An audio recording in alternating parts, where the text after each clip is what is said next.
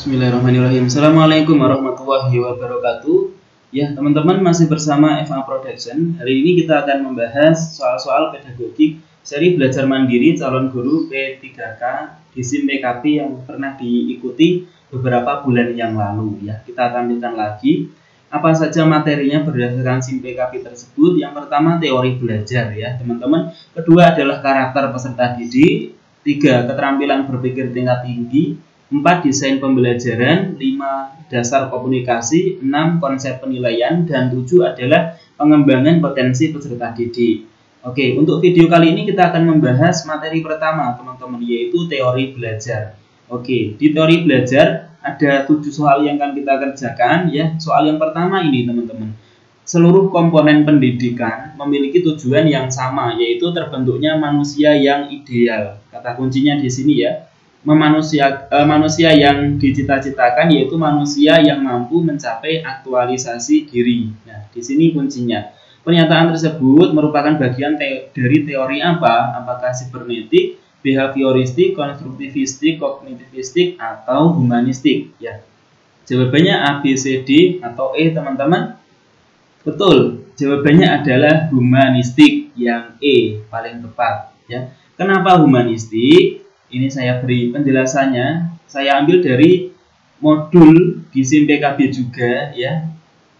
Nanti teman-teman juga silahkan bisa membuka modulnya. Di sini ada implikasi teori belajar humanistik teman-teman dalam kegiatan pembelajaran. Nah, di sini diterangkan ya bahwa intinya adalah semua komponen pendidikan termasuk tujuan pendidikan diarahkan pada terbentuknya manusia yang ideal. Nah, di sini ya teman-teman, manusia yang dicita-citakan yaitu manusia yang mampu mengaktualisasi diri. Untuk itu sangat perlu diperhatikan bagaimana perkembangan peserta didik dalam mengaktualisasikan dirinya. Nah, ini berada pada poin atau berada pada konsep belajar humanistik. Jadi jawaban yang tepat adalah yang C. Oke ya. Kemudian soal nomor 2 teman-teman. Di dalam proses pembelajaran para siswa dihadapkan dengan situasi di mana ia bebas untuk mengumpulkan data, kemudian membuat dugaan atau hipotesis, mencoba-coba, trial and error, mencari dan menemukan keteraturan atau pola, terakhir menggeneralisasi atau menyusun rumus beserta bentuk umumnya. Nah, membuktikan benar tidaknya dugaan atau hipotesis tersebut. Hal itu merupakan penerapan dari teori belajar apa teman-teman? Apakah sibernetik, apakah kognitivistik, behavioristik, humanistik, atau konstruktivistik? Menurut teman-teman jawabannya apa? Ya, tepat. Jawabannya adalah konstruktivistik. Kenapa bisa konstruktivistik? Jadi konstruktif ya, atau kita mengkonstruk atau menyusun atau membangun ya. Membangun pengetahuan itu sendiri melalui pengumpulan data, kemudian mencoba, mencari atau menemukan pola, menggeneralisasi dan lain sebagainya sehingga kita bisa menjawab apakah hipotesis kita benar atau salah. Itu bagian dari konstruktivistik atau teori pembentukan atau konstruksi. Jadi di sini penjelasannya adalah pembentukan pengetahuan peserta didik itu sendiri. Peserta didiknya yang harus aktif ya, aktif berpikir, kemudian menyusun konsep, memberi makna tentang hal-hal yang sedang dipelajari.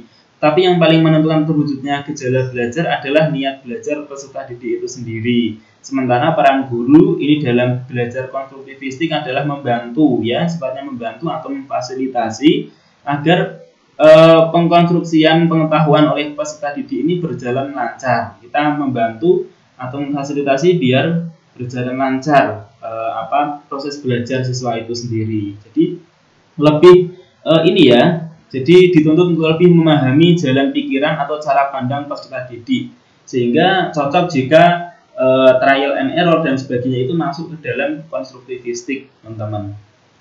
Kita lanjut ke soal ketiga ya. Menurut Brunner, ini yang paling ini ya terkenal ya, di beberapa soal juga sering muncul. Menurut Brunner, apabila seseorang memahami objek-objek atau dunianya melalui gambar-gambar dan visualisasi verbal, dengan kata lain peserta didik mulai membentuk perumpamaan atau perbandingan.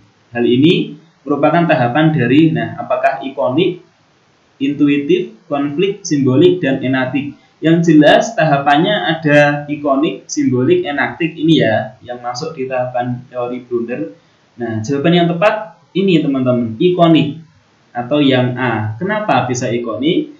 Berikut penjelasannya. Jadi tahap ini ya, teori belajar menurut Brunner ada 3. Yang pertama enaktik teman-teman. Enaktik itu apa? Seseorang melakukan aktivitas-aktivitas dalam upayanya untuk memahami lingkungan sekitarnya. Artinya dalam memahami dunia sekitarnya, anak menggunakan pengetahuan motorik, misalnya melalui gigitan, sentuhan, pegangan, dan sebagainya. Jadi ini diperuntukkan untuk anak yang usianya sangat dini ya, sangat kecil. Nah, kemudian tahap selanjutnya adalah ikonik. Jadi seseorang memahami objek-objek atau dunianya melalui gambar-gambar dan visualisasi verbal. Nah, ini kan sesuai dengan soal. Jadi pantas jika jawabannya adalah yang B, teman-teman. Maksudnya dalam memahami dunia sekitar, anak belajar melalui bentuk perumpamaan dan perbandingan. Kalau yang terakhir adalah simbolik, ini biasanya untuk yang dewasa ya. Seseorang telah mampu memiliki ide-ide, gagasan yang abstrak yang sangat dipengaruhi oleh kemampuannya dalam berbahasa dan logika ya. Dalam memahami dunia sekitarnya, anak belajar melalui simbol-simbol, bahasa logika, matematika, dan sebagainya. Komunikasinya dilakukan dengan menggunakan banyak sistem simbol. Nah, semakin matang seseorang dalam proses berpikirnya ya, jadi semakin dominan sistem simbolnya. Nah, seperti itu. Kemudian kita soal 4 ya, soal keempat, contoh penerapan teori behavioristik. Ya, teorinya beda-beda ya, tadi ada konstruktivistik, kemudian humanistik dan lain sebagainya. Nah, sekarang behavioristik yang akan kita pelajari di soal berikut. Contoh penerapan behavioristik ya, yang dapat dilakukan oleh guru dalam praktik pembelajaran adalah titik-titik. Apakah A. memberikan penjelasan pengetahuan baru? Apakah B. memberikan stimulus kepada peserta didik berupa penataan lingkungan belajar? Apakah memahami tahap-tahap perkembangan peserta didik dan menggunakan metode pembelajaran sesuai dengan tahap tersebut? Apakah D. menyediakan atau memberikan kegiatan-kegiatan yang merangsang keingintahuan siswa dan membantu mereka mengekspresikan gagasannya? Atau E. membimbing siswa dalam memperoleh pengetahuan baru? Oh ya teman-teman, yang abu-abu ini bukan berarti benar ya, jadi kadang salah juga, jadi tidak menjadi patokan. Yang menjadi patokan adalah yang ini teman-teman ya. The correct answer memberikan stimulus kepada peserta didik berupa penataan lingkungan belajar. Ini jawabannya, maka jawabannya adalah yang B teman-teman. Memberikan stimulus kepada peserta didik berupa penataan lingkungan belajar. Nah, namanya saja behavioristik berarti berkaitan dengan behavior atau lingkungan sekitar. Ya, jadi penjelasannya seperti ini.